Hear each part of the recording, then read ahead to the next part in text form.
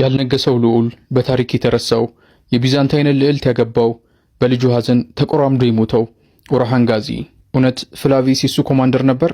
በዛሬው ፕሮግራማችን ላይ የኦርሃንን ህይወት በታሪክ መነጽር እንዳስሳለን። ሰላም አለይኩም።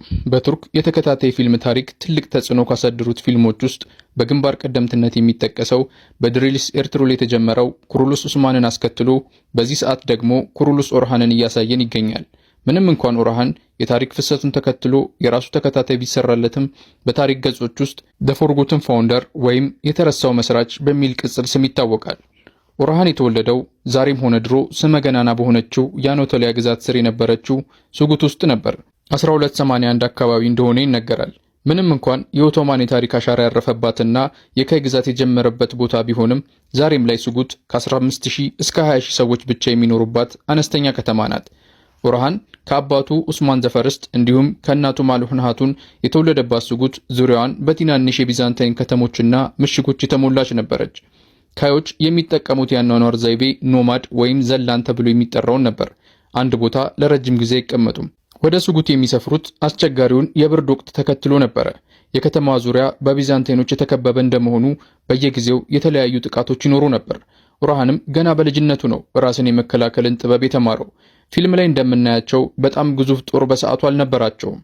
ለዚህም ጭምር ሲል ነበር አባቱ ኡስማን በይ በትልቅ ግንብ የታጠረችውንና በሰዓቱ ማንም አይደፍራትም የሚባልላትን የቡርሳን ቤተ መንግስት ድል ለማድረግ የህይወት ግቡ ያደረገው። ኦርሃን ከልጅነቱ ጀምሮ ፈረስ የመጋለብ፣ የቀስት እንዲሁም የጎራዴ ፍልሚያን እንዲሁም የጦር ስትራቴጂን በሚገባ ተምሯል። ሃይማኖታዊ እንዲሁም ብስለትን በአባቱ እንዲሁም በእርሱ ላይ ተጽዕኖ አሳድባሉት ሼህ ኤዳባሊ ተምሯል። ኦርሃን ስልጣኑን ሙሉ ለሙሉ በእጁ የገባው አባቱ ኡስማን ዘፈርስት ከ1323 እስከ 1324 ባለው ጊዜ ውስጥ ከሞተ በኋላ ነበር። ነገር ግን ኦርሃን ራሱን ሱልጣን ወይም ንጉስ ብሎ አልጠራም። በአንጻሩ ቤይ ማለትም አለቃ ወይም የጎሳ መሪ የሚል ማዕረግ ይጠራ ነበር። ነገር ግን ማስተዋል ያለብን ምንም እንኳን ፊልሙ ላይ እንደምናየው ራሱን ሱልጣን ብሎ ባይጠራም እንኳን በታሪክ ያለው እንዲሁም ያደረጋቸው ተግባራት ለ800 ዓመታት አካባቢ በስልጣን ላይ ቆየው የኦቶማን ኢምፓየር መሰረትን የጣለ እና መንገዱንም ያመቻቸ መሪ ነው። የመጀመሪያው የኦርሃን ድል። ኦርሃን አሳካቸው ከሚባሉት ትላልቅ ነገሮች ውስጥ አንዱ ቡርሳን ድል ማድረጉ ነበር። ከረጅም ዓመታት ዘመቻ በኋላ ነበር በ1326 ቡርሳን ድል ሊያደርግ የቻለው።